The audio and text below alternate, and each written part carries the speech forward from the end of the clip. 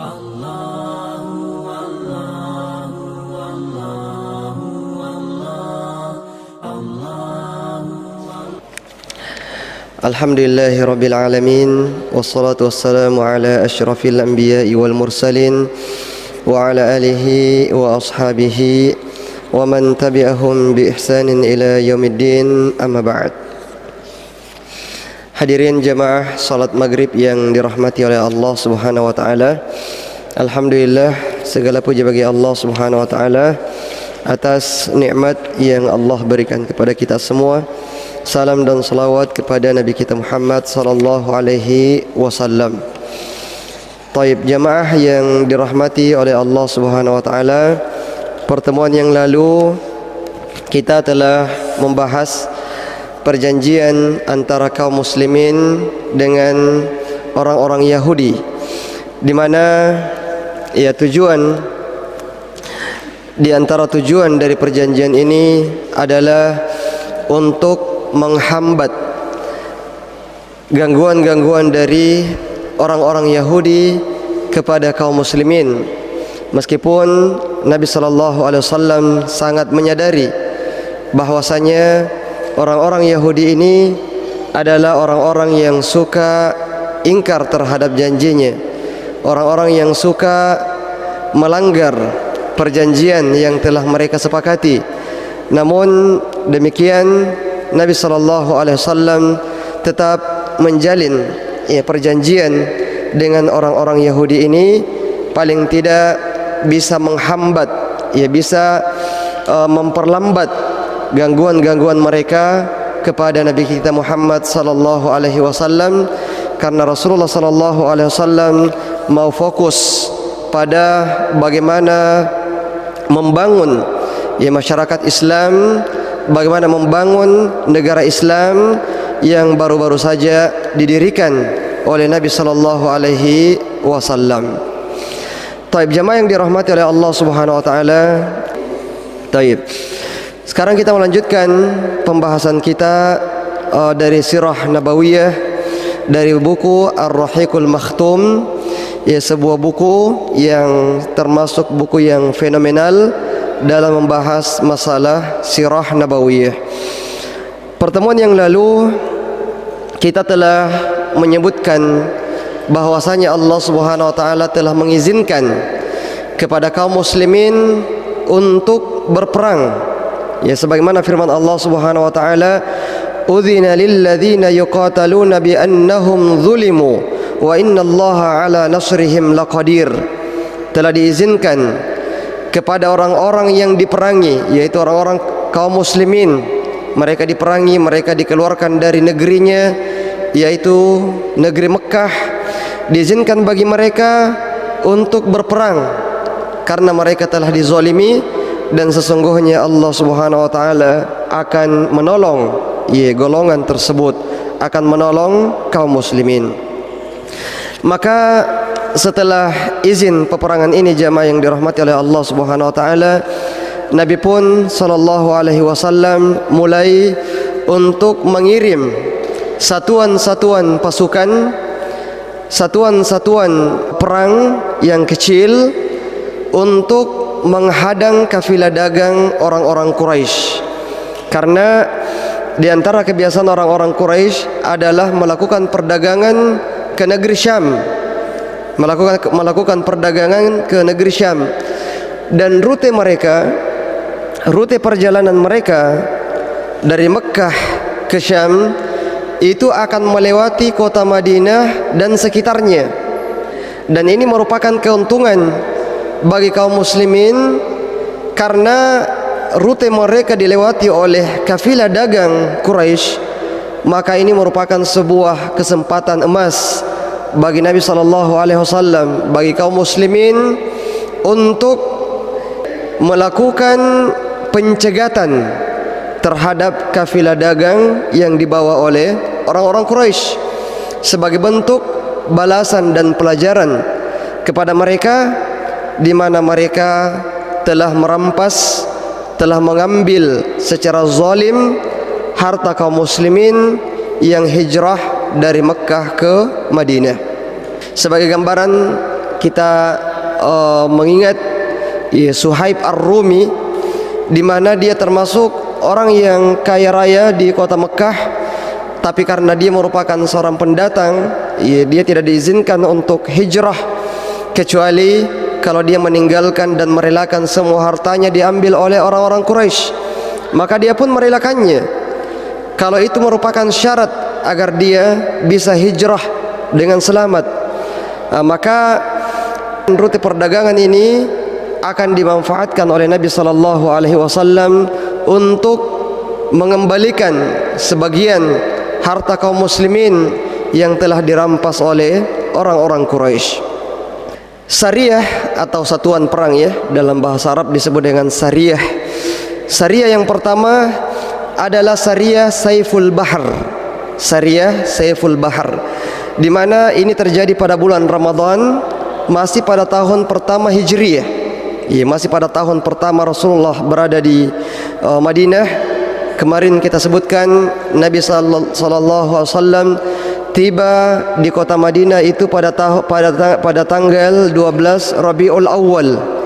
Sekarang ini Sariyah yang pertama yang diutus oleh Rasulullah adalah bulan Ramadan. Jadi Rabiul Awal, kemudian Rabiul Tsani, Jumadil Ula, Jumadil Tsaniyah, Rajab, Sya'ban, Ramadan. 6 bulan saja.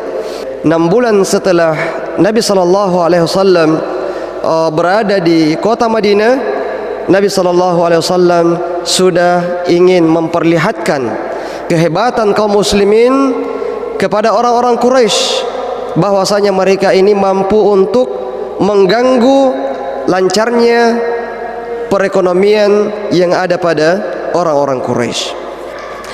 Nabi sallallahu alaihi wasallam mengirim 30 orang muhajirin untuk menghadang rombongan kafilah dagang yang dibawa oleh orang-orang Quraisy yang berjumlah 300 orang. 300 orang yang membawa kafilah dagang tersebut yang akan dihadang oleh 30 orang muhajirin, 1:10. Namun ternyata pencegatan ini tidak berhasil, dalam artian tidak terjadi pertempuran di antara mereka karena adanya pihak ketiga yang melerai terjadinya peperangan tersebut. Kemudian Sariyah yang kedua adalah Sariyah Rabiq. Ini terjadi pada bulan Syawal, 1 bulan setelah Sariyah yang pertama. Lagi-lagi Nabi sallallahu alaihi wasallam memerintahkan 60 kaum muhajirin. Di awal-awal ini yang selalu digerakkan oleh Nabi sallallahu alaihi wasallam adalah kaum muhajirin, karena mereka sudah lama bersama dengan Nabi sallallahu alaihi wasallam. Mereka sudah benar-benar terlatih. Kalau istilah kita, kekaderan mereka itu sudah benar-benar teruji. Maka di awal-awal ini Nabi sallallahu alaihi wasallam selalu mengutus kaum muhajirin. Ada 60 orang yang diutus untuk mencegat kafilah dagang yang dibawa oleh Abu Sufyan yang jumlahnya adalah 200 orang. Kemudian pencegatan ini pun mengakibatkan terjadinya pertempuran kecil di antara mereka, saling melemparkan anak panah, saling menghujani anak panah, namun tidak ada korban jiwa pada peperangan ini, dan kafilah dagang tersebut berhasil lolos dari kejaran kaum muslimin.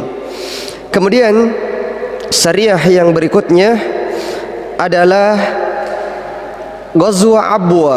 Disebut dengan Ghazwah karena pada pasukan ini Nabi sallallahu alaihi wasallam ikut berperang. Ikut berperang bersama dengan pasukan kaum muslimin. Kalau Rasulullah tidak ada, maka pasukan tersebut disebut dengan Sariyah. Namun jika Rasulullah hadir dalam peperangan tersebut, maka peperangan itu disebut dengan istilah Ghazwah. Makanya kita kenal Ghazwatul Badr, perang Badar. Dalam bahasa Arabnya disebut dengan Ghazwah, artinya peperangan yang diikuti oleh Nabi sallallahu alaihi wasallam. Kalau tidak ada Rasulullah, tidak disebut dengan Ghazwah, tapi disebut dengan Sariyah, karena kecil.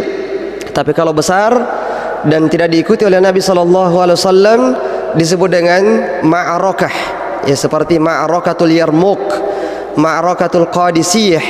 Ini adalah perang-perang yang besar yang tidak diikuti oleh Nabi SAW karena memang pada peperangan tersebut Rasulullah sudah meninggal dunia. Disebut dengan ma'arakah. Jadi ada istilah-istilah, ya, peperangan ini ada sariyah, ada ghazwah, ada juga ma'arakah. Ghazwah Abwa ini terjadi pada tahun kedua Hijriyah, ya, pada bulan Safar, di mana kekuatan kaum muslimin adalah 70 orang, semuanya dari kalangan muhajirin, ya, semuanya dari kalangan muhajirin. Dan ini juga tidak terjadi peperangan di antara kaum muslimin dan orang-orang Quraisy, karena orang-orang Quraisy berhasil mendahului Nabi SAW melewati rute yang telah diperkirakan oleh Nabi SAW. Setelah Rasulullah sampai di situ, ternyata orang-orang Quraisy ini sudah melewati rute tersebut. Ya, akhirnya Nabi pun kembali ke kota Madinah dan tidak berhasil menangkap, tidak berhasil bertemu dengan kafilah dagang orang-orang Quraisy. Ini adalah ghazwah yang pertama yang diikuti oleh Nabi kita Muhammad sallallahu alaihi wasallam. Kemudian jamaah yang dirahmati oleh Allah Subhanahu wa taala, ghazwah yang berikutnya adalah ghazwah Buat. Ya, ghazwah Buat. Ini nama-nama ghazwah yang sangat jarang kita dengarkan, ya. Ghazwah Buat, perang Buat, ya, terjadi 1 bulan setelahnya, yaitu Rabiul Awal pada tahun kedua Hijriyah, di mana Rasulullah keluar dalam jumlah yang banyak, yaitu sebanyak 200 orang untuk menghadang kafilah dagang Quraisy yang berjumlah 100 orang. Ya, kafilah dagang ini membawa 2.500 unta. Ini adalah barang dagangan yang sangat besar karena dibawa oleh 2.500 unta beserta dengan muatan-muatannya. Ya, ini kesempatan yang sangat besar jika Rasulullah sampai berhadapan dengan kafilah dagangnya orang-orang Quraisy.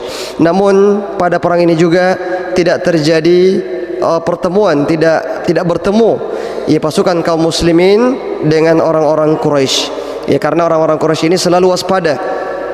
Pada saat mereka mau melewati jalur di sekitar kota Madinah, mereka akan selalu waspada, mengutus mata-mata membaca bagaimana pergerakan Nabi SAW, karena mereka membawa harta yang sangat banyak.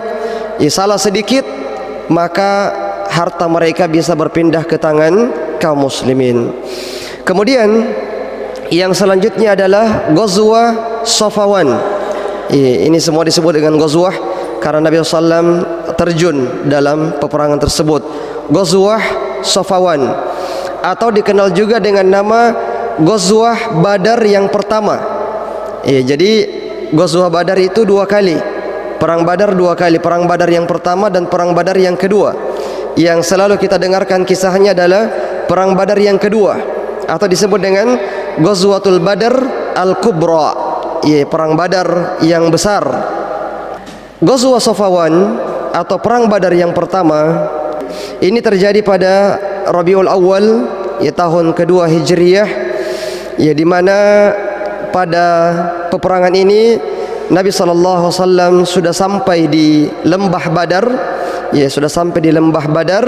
Namun lagi-lagi orang-orang Quraisy berhasil mendahului pasukan Nabi SAW. Tapi disebut dengan ghazwah, meskipun tidak terjadi peperangan, disebut dengan ghazwah karena Nabi SAW sudah keluar dari Madinah dengan niat untuk mencegat kafilah dagang orang-orang Quraisy. Kemudian yang selanjutnya adalah ghazwah Dzul Usyairah. Inilah yang melatar belakangi terjadinya perang Badar yang kedua, perang Badar Kubra. Nah, jamaah yang dirahmati oleh Allah Subhanahu wa taala, perang ini terjadi pada Jumadil Ula dan Jumadil Akhir, beberapa hari, tahun kedua Hijriyah, di mana Nabi SAW keluar bersama 150 sahabat muhajirin. Ya, lagi-lagi semuanya adalah muhajirin yang keluar bersama Nabi SAW. Dalam peperangan ini Rasulullah ingin mencegat kafilah dagang yang berangkat dari Mekah ke Syam, baru mau pergi berdagang, belum pulang, baru mau pergi berdagang. Rasulullah mau mencegat mereka, karena namanya orang berdagang pasti ada modalnya, ada barang yang dia bawa untuk dia jual. Maka Nabi pun SAW berusaha supaya aksi atau misi kali ini itu tidak gagal. Tapi ya qadar Allah, ternyata lagi-lagi Abu Sufyan yang memimpin kafilah dagang ini berhasil keluar dari pantauan, dari kejaran kaum muslimin. Namun Nabi SAW mengutus utusan ke Syam untuk mencari informasi kapankah mereka akan pulang meninggalkan negeri Syam. Ya, kalau tidak berhasil mencegat mereka pada perjalanan perginya, maka kita cegat mereka pada perjalanan pulangnya. Dicari tahu informasi kapan mereka pulang dan mana rute yang akan mereka lalui. Kemudian setelah Nabi SAW mendapatkan informasi yang akurat ya tentang jadwal kepulangan orang-orang Quraisy, maka Nabi pun SAW mempersiapkan pasukannya ya untuk menghadang kafilah dagang ini. Dan itulah nanti yang disebut dengan perang Badar yang kedua. Ya, perang Badar yang kedua atau perang Badar Kubra. Tayyib. Jamaah yang dirahmati oleh Allah Subhanahu wa taala, kafilah dagang ini membawa harta yang sangat banyak. Disebutkan di dalam buku ini bahwasanya mereka membawa 1000 ekor unta beserta dengan seluruh muatannya, dan mereka juga membawa 50.000 dinar emas. 50.000 dinar emas.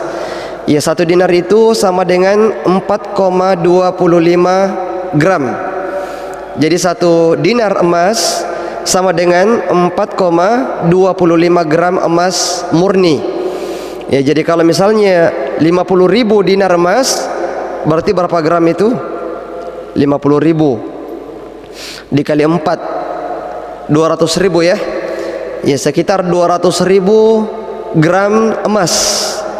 Ya, nilainya sekitar 200.000 gram emas.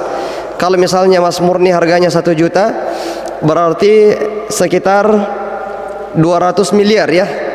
Ya, mereka membawa harta yang nilainya itu adalah 200 miliar. Ya, jadi luar biasa pedagang dulu ini sudah bermiliar-miliar. Ya, jangan kita anggap orang-orang dulu itu tidak banyak hartanya. Ya, mereka itu tidak kena inflasi. Ya, tidak seperti kita rupiah.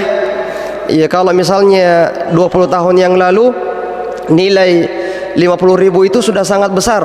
Ya, kalau mereka ini karena mata uangnya adalah emas, dan emas itu stabil, ya tidak mengalami inflasi, ya maka sekarang pun nilainya sangat banyak. 50.000 dinar emas di zaman dulu itu banyak, dan di zaman ini juga sangat banyak, 200 miliar. Ya, ditambah dengan 1000 ekor unta. Ya, ini adalah harta yang sangat banyak. Kemudian Nabi pun SAW keluar bersama dengan sahabatnya. Jumlah mereka adalah 313 orang. Kali ini ikut sahabat Ansar. Kalau sebelum-sebelumnya yang ikut itu adalah kaum muhajirin. Kalau sekarang ini sudah ikut juga sahabat Ansar. Bahkan jumlah mereka lebih banyak daripada jumlah kaum muhajirin. Jadi ada 313. Mereka adalah 82, ya afwan, masih lebih banyak muhajirin ya. 82 muhajirin, 61 Aus, 170 Khazraj. Jadi jumlah mereka semuanya adalah 313. 82 muhajirin, 61 Aus, dan 170 Khazraj. Ya, didominasi oleh sahabat Ansar. terutama dari suku Khazraj yang jumlah mereka 170 orang, dan total jumlah kaum muslimin adalah 313 orang. Nah, kemudian jamaah yang dirahmati oleh Allah Subhanahu wa taala, ya namanya peperangan itu ada strategi-strateginya, ada pemimpin-pemimpinnya. Maka Nabi pun sallallahu alaihi wasallam mempercayakan bendera, ya bendera peperangan itu dibawa oleh Mus'ab bin Umair. Ya, Mus'ab bin Umair.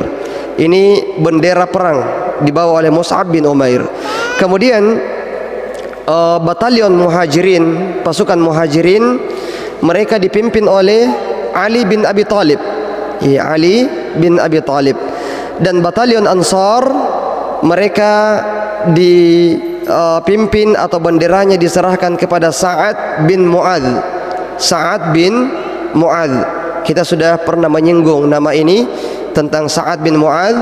Kita katakan bahwasanya di antara keutamaan Sa'ad bin Mu'adz ini, ketika dia meninggal dunia sebagai syahid di jalan Allah Subhanahu wa taala, kata Nabi sallallahu alaihi wasallam, arsy Allah Subhanahu wa taala itu sampai bergetar, ya, pada hari kematian Sa'ad bin Mu'adz radhiyallahu taala anhu. Nah, kemudian untuk pasukan sayap kanan diserahkan kepemimpinannya kepada Zubair bin Awam. Ya, Zubair bin Awam. Kemudian sayap kiri diberikan kepada Miqdad bin Amru. Miqdad bin Amru. Jadi nama-nama ini adalah tokoh-tokohnya kaum muslimin. Mus'ab bin Umair, kemudian Ali bin Abi Thalib, Sa'ad bin Mu'adz, Zubair bin Awam, Miqdad bin Amru. Semuanya adalah Muhajirin kecuali satu, yaitu Sa'ad bin Mu'adz. Dia satu-satunya orang Ansar yang diberikan amanah membawa bendera oleh Nabi sallallahu alaihi wasallam. Dan komando tertinggi, ya pemimpin tertinggi adalah Nabi kita Muhammad sallallahu alaihi wasallam. Jadi ada komando tertingginya, ada sayap kanan, ada sayap kiri, ada bendera Ansar, ada bendera Muhajirin, ada bendera kaum muslimin secara keseluruhan. Nah, kemudian setelah itu Nabi pun sallallahu alaihi wasallam bergerak, ya, menuju ke arah Badar untuk mencegat kafilah dagang yang dibawa oleh Abu Sufyan. Karena Rasulullah sudah mendapatkan informasi yang valid bahwasanya rute yang mereka lewati nanti adalah sekitar Badar. Ya, maka Rasulullah pun menuju ke arah Badar. Ternyata Abu Sufyan, karena dia selalu waspada dan selalu mengutus mata-mata informan mencari informasi, sampai kepadanya kabar tentang pergerakan Nabi sallallahu alaihi wasallam. Maka dia pun karena khawatir jangan sampai tidak bisa terelakkan lagi, maka dia mengutus, ya, seorang pembawa berita yang disewa, ya, yang disewa untuk menginformasikan kepada orang-orang Mekah bahwasanya kafilah dagang mereka ini sangat rawan.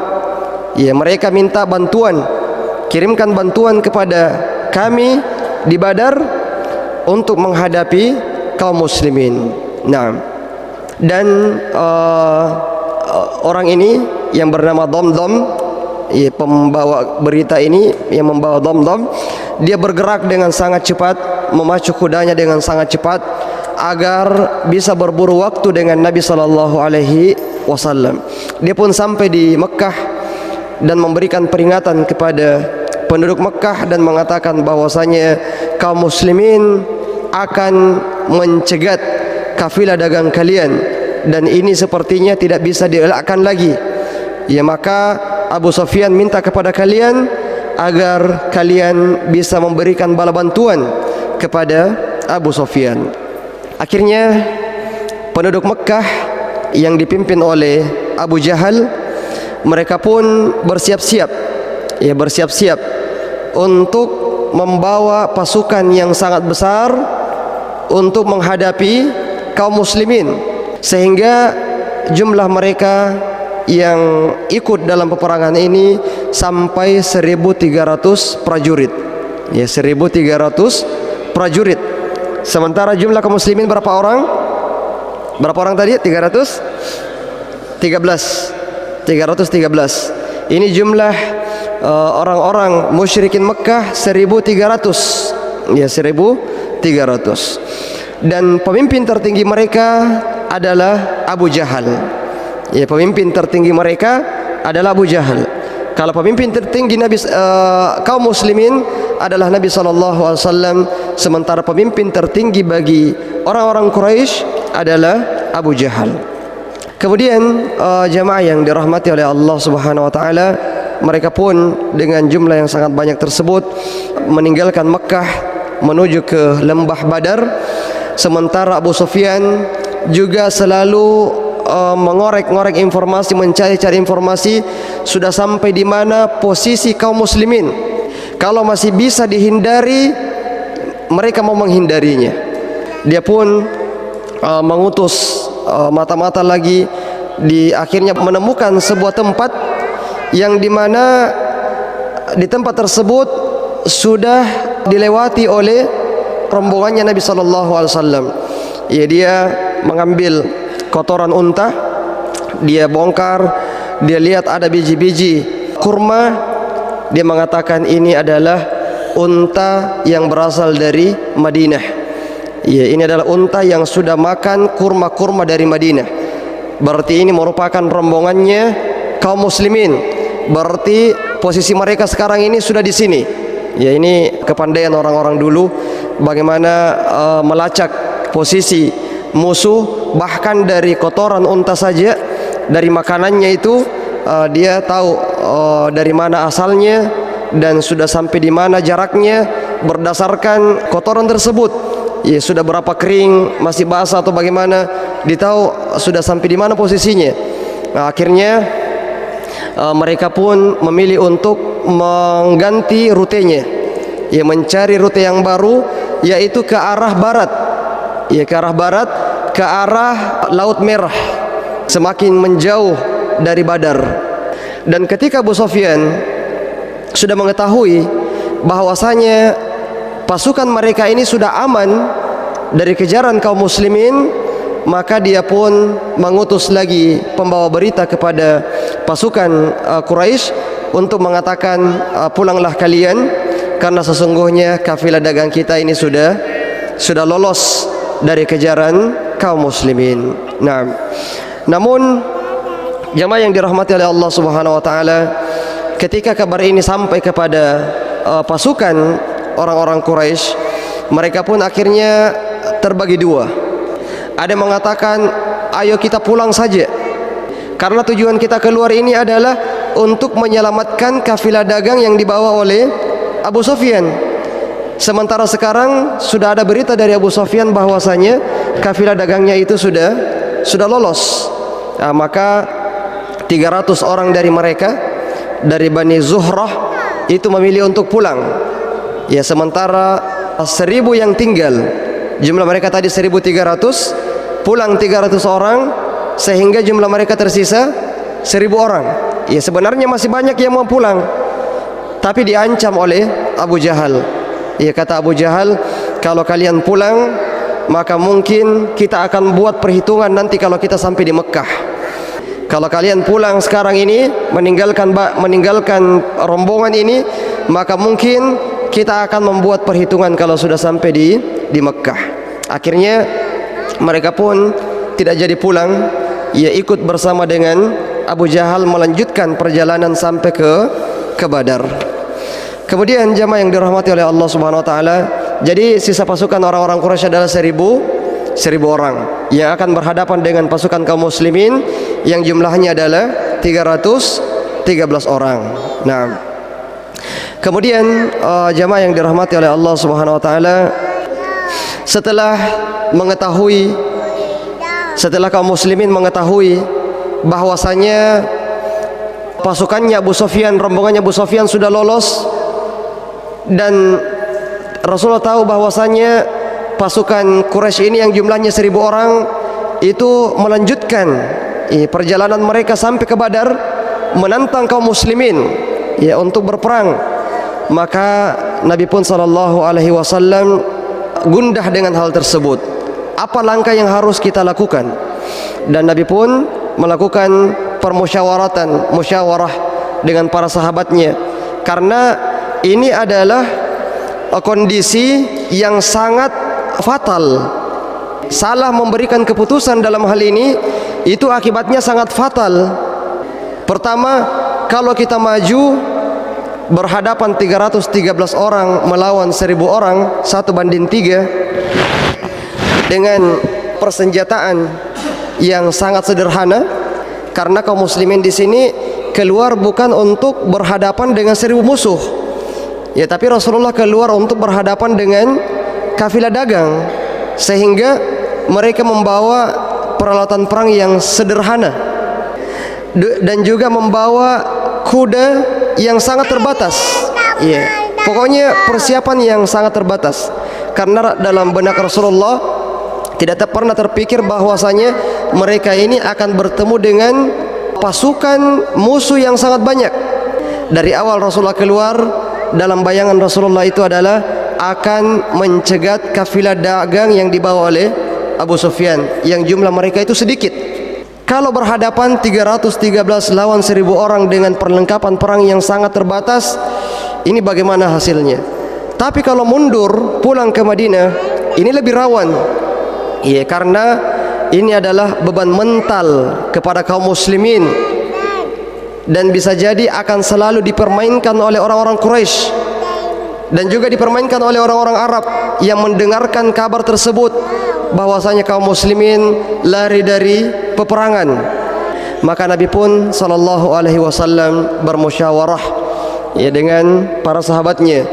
Ya, meskipun Rasulullah adalah seorang nabi, ada wahyu yang turun kepadanya, tapi Nabi sallallahu alaihi wasallam juga bermusyawarah dengan para sahabatnya. Rasulullah bertanya kepada mereka, di mana sahabat-sahabat ini mayoritasnya ya sudah menyatakan kesiapannya untuk menghadapi orang-orang Quraisy, seperti Abu Bakar, Umar, yaitu sudah menyatakan kesiapannya untuk berhadapan dengan orang-orang Quraisy. Dan juga berdiri Miqdad bin Amru, salah satu yang diberikan amanah untuk memegang bendera, membawa bendera. Miqdad bin Amr mengatakan, wahai Rasulullah, teruslah maju seperti yang Allah perintahkan kepadamu. Demi Allah, kami semua pasti akan bersama denganmu.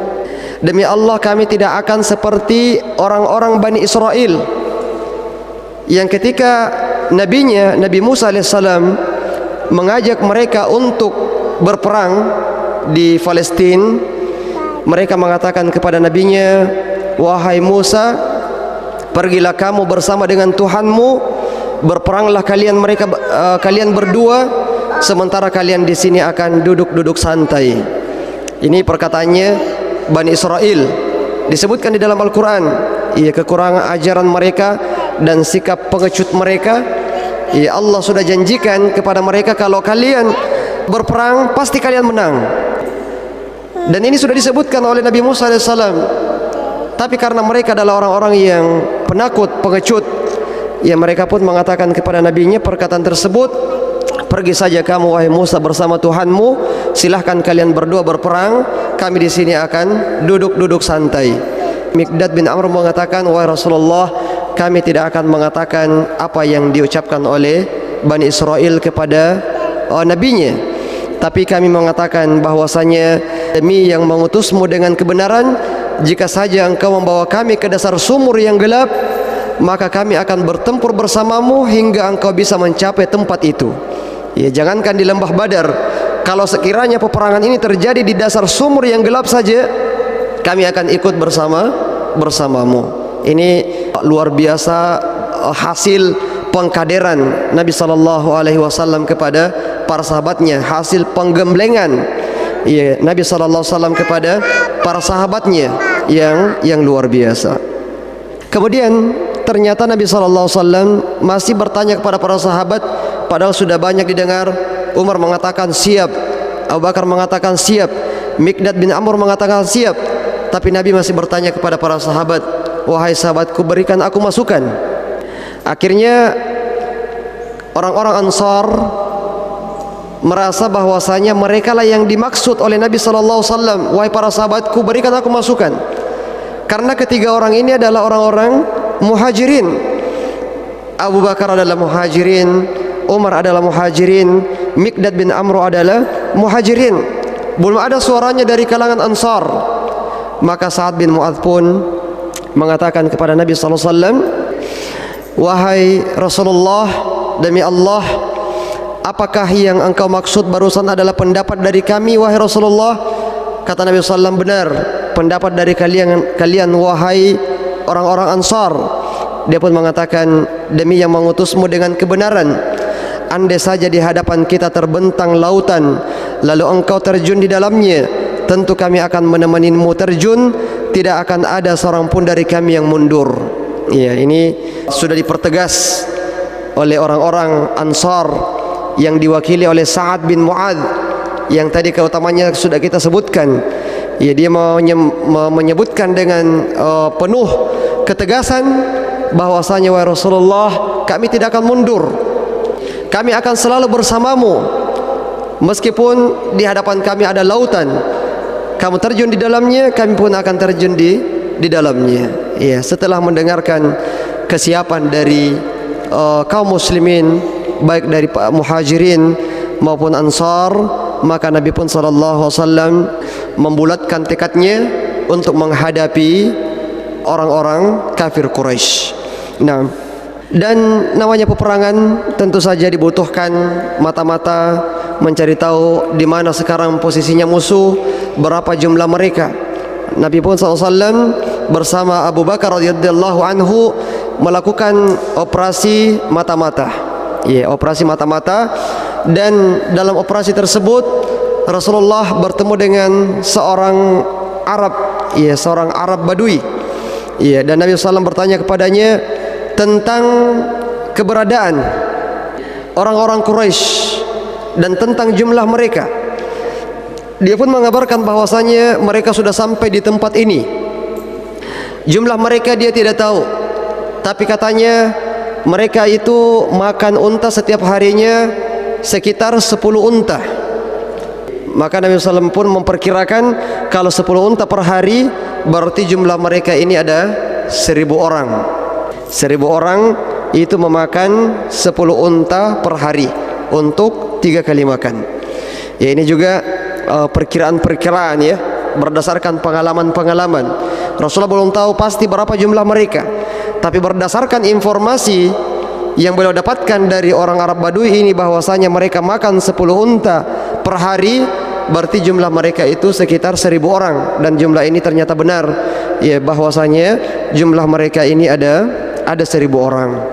Nah, kemudian jamaah yang dirahmati oleh Allah Subhanahu wa taala, Nabi pun SAW juga mengutus beberapa orang sahabat untuk mencari lebih dalam lagi.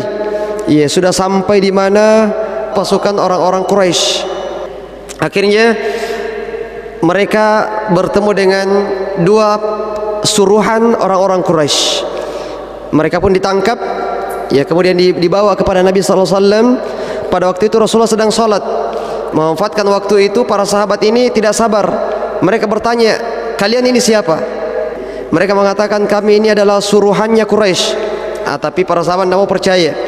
Dianggap mereka berdua ini adalah suruhannya Abu Sufyan. Mereka pun dipukul. Ya, mereka dipukul sampai kemudian mereka berdua mengatakan, kami ini adalah suruhannya Quraisy. Barulah kemudian para sahabat ini berhenti memukulinya. Setelah Rasulullah selesai salat, Rasulullah mengatakan, ada apa dengan kalian? Pada saat orang ini berkata jujur, kalian memukulinya, dan pada saat mereka berkata dusta, mereka justru berhenti memukulinya. Taib, karena waktu sudah masuk, insyaallah kita akan lanjutkan lagi pembahasan kita pada pertemuan yang akan datang. Masih lanjutan dari perang Badar. Nah, karena waktu sudah masuk, kita tidak buka sesi tanya jawab.